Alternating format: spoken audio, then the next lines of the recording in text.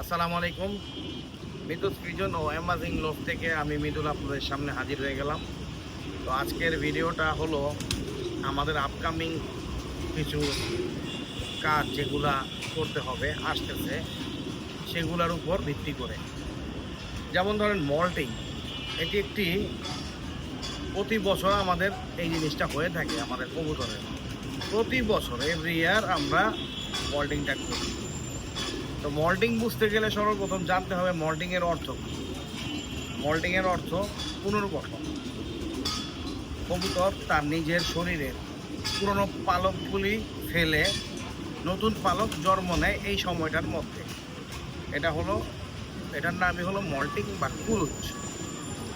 আমরা যদি বাংলা আমাদের দাদা ওস্তাদ যারা আছে বা আরও পূর্বপুরুষ যারা কবুতর পালতো তারা এটাকে কুরুচ হিসাবে জানতো। তারাও এই সময়ে কবুতরকে ভালো মন্দ খাবার খেতে দিত এবং কবুতরকে সুস্বাস্থ্য রাখার চেষ্টা করতো, স্ট্রেস ফ্রি রাখার চেষ্টা করতো। এখনও এই 2025 সালে এসে আমরা এই কাজগুলি করতেছি, কিন্তু কিছুটা এদিক ওদিক হয়। এখন আমার কথা হলো মল্টিং শুরু হওয়ার আগে আপনার প্রথম কাজ কি এটা আপনার জেনে নিতে হবে।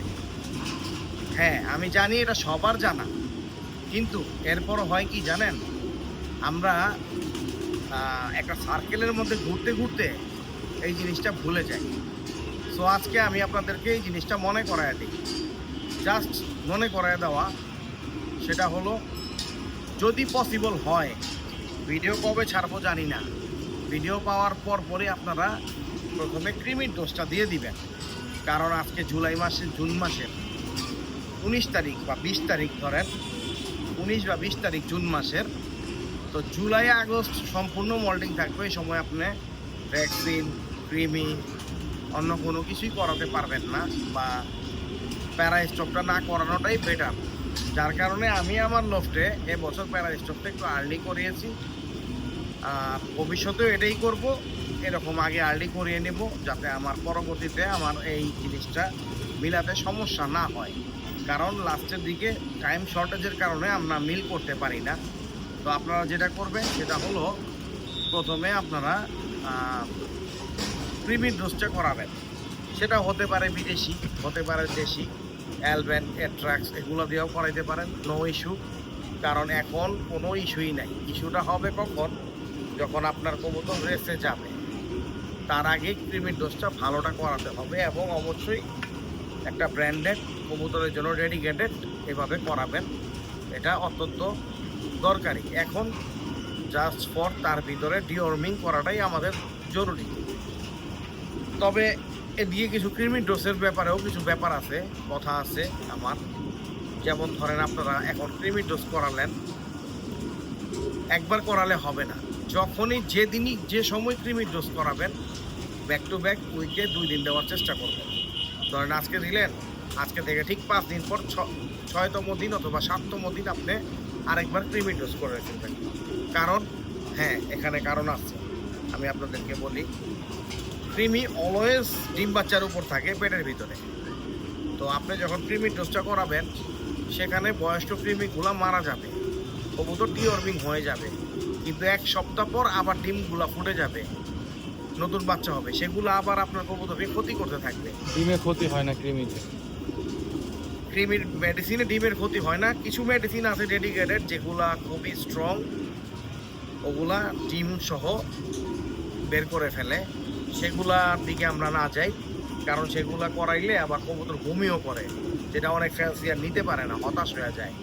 তো দরকার নাই, জাস্ট অ্যালবেনের ট্রাক্স দিয়ে করাইতে পারেন, নো প্রবলেম। আর যদি আপনার কাছে ভালো পিজনের জন্য ডেডিকেটেড ক্রিমির ডোজ থাকে বা কোনো আপনার জানা থাকে, যেটাই জানা থাক সেটাই আপনি করা দিতে পারেন, নো ইস্যু। 2 দিন করাবেন। সপ্তাহের প্রথমে ধরেন শনিবার করলেন, আবার বৃহস্পতিবার করাবেন, অথবা শুক্রবার মাস্ট ট্রাই করবেন করাতে, যাতে নেক্সট বাচ্চাগুলো ফুটার পর যাতে আবার ডিম না দিতে পারে। এই জিনিসটা মাথায় রাখতে হবে। ক্রিমির ডোজটা আসলে ক্রিমির ডোজ দিয়ে ভিডিও করলে ওইটাই আরেকটা পর্ব হয়ে যায়। যাই হোক, আমি আর কথা বাড়াবো না, ক্রিমির ডোজটা করায় নেবেন। আর মেডিসিনের কিছু দরকার নাই, প্রোটিন জাতীয় খাবার দিবেন। আর সবচেয়ে বড় জিনিস হলো প্রচুর পরিমাণে কবুতরের শরীর থেকে ওই সময় ক্যালসিয়াম বের হয়ে যায়, ম্যাগনেসিয়াম প্রচুর পরিমাণে বের হয়, বি কমপ্লেক্স লাগে, মিনারেলস লাগে, AD3, ভিটামিন AD3 না, সরি বলে নিচ্ছি, AD3 না, vitamin A, vitamin D, vitamin E, এগুলা প্রচুর পরিমাণে লাগে। আর লাগে হলো আপনার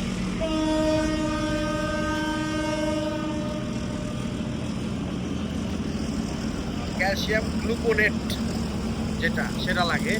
আমি দেখে বলতেছি কারণ মনে থাকে না এত দাম, তাই এবার একটু দেখে বলতেছি। ক্যালসিয়াম গ্লুকোনেট বা ক্যালসিয়াম ল্যাকটেট দেওয়া ভালো। এগুলো আমি নোট করে নিয়ে আসছি আপনাদেরকে ভালো মতো বোঝানোর জন্য। ভিডিও কম করব, কিন্তু ভিডিও কোয়ালিটিফুল হতে হবে। কোয়ালিটিফুল ছাড়া কোনো ভিডিও পাবলিশ হবে না। আর আমি যেহেতু একবারে ভিডিও করি, একবারেই ভিডিও করব, বারবার কাইটা শুট করার দরকার নেই। একটু দেরি হলেও দেখে নেবেন, আশা করি হতাশ হবেন না। তো এগুলা আপনার খুব ভালোভাবে দিতে হবে, খাবারের প্রোটিনটা বাড়ায় দিতে হবে। কবুতর বসে থাকে, বাঘ যখন ঝরে তখন তার গায়ে একটা ব্যথা হয়, জ্বর ভাব হয়। তার জন্য তাকে আপনারা চাইলে জাস্ট সপ্তাহে 2 দিন হলুদ মাখা ধান খাওয়াইতে পারেন, জাস্ট ছিটা দিয়ে খাওয়াইতে পারেন। আর এছাড়া যে সমস্ত মেডিসিন ডেডিকেটেড আছে সেগুলো তো অবশ্যই দিবেন, লিভার টনিক দিবেন একদিন সপ্তাহে। এভাবে প্যাকেজ কম্বো আমি আপনাদেরকে আরেকটা ভিডিওর মধ্যে এটা বলে দেবো। জাস্ট আপনাদেরকে আজকে রিমাইন্ড করার জন্য যে মল্টিংয়ের মধ্যে কী আসতেছে সেগুলা জানানোর জন্য জাস্ট আজকের ভিডিওটা করা। এর মধ্যে প্রথম আপনাদের আজকে সবচেয়ে দরকারি জিনিস হলো ক্রিমিটা প্রথমে করায় নেন। এবং আরও একটা বিষয় আছে, গোসল।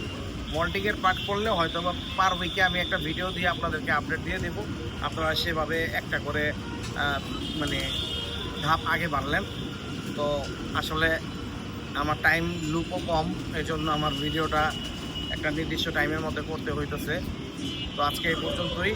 আপনারা আপাতত প্রথমে প্রাথমিকভাবে কবুতরগুলোকে বন্ধ করে, মানে ফ্লাইংটা বন্ধ করে ক্রিমি ডোজটা করা, তারপরেরটা বলে দেবো ইনশাল্লাহ। সবাই ভালো থাকবেন। আসসালামু আলাইকুম।